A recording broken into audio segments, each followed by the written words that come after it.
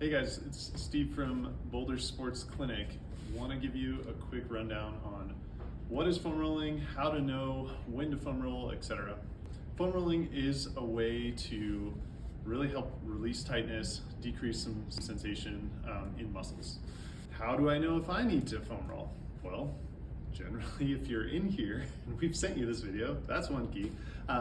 But if you're super tight, if you're feeling like you're doing repetitive motions a lot of times, those muscles typically adapt to whatever you've been doing.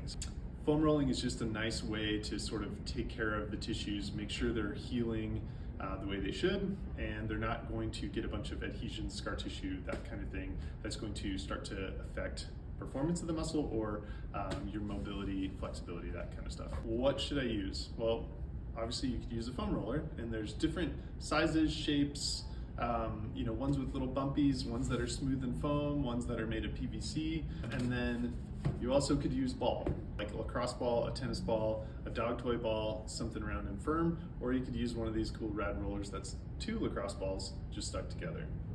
Why would I use one versus the other is generally about where you're doing it and what you're trying to accomplish. The principles of foam rolling is the size, the diameter of the object, and the firmness dictate intensity.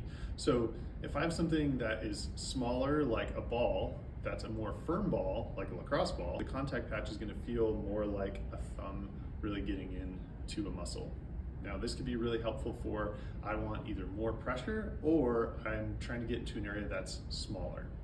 If I'm using something more like this foam roller, it's got a really broad contact patch. So, it's gonna feel more like this kind of a thing, which is helpful for broad strokes on things versus this being more like pinpointed.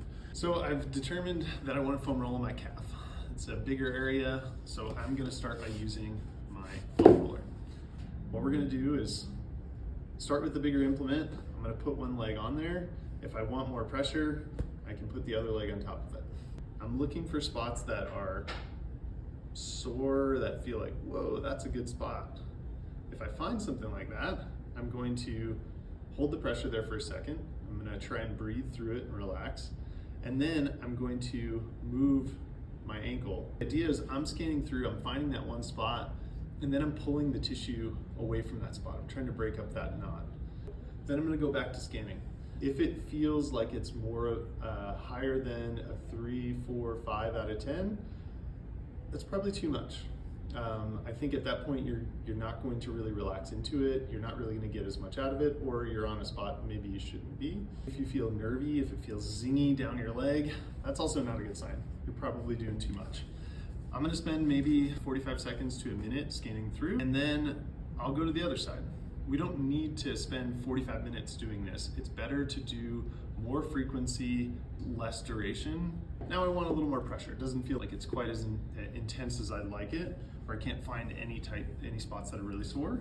Well, now I'm gonna step up my game and use the lacrosse ball.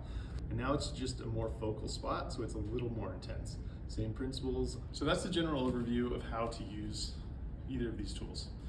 We have separate videos for how to foam roll the upper body or the lower body. So if you're looking for those specific videos, click through to some of those other things and learn a little bit more.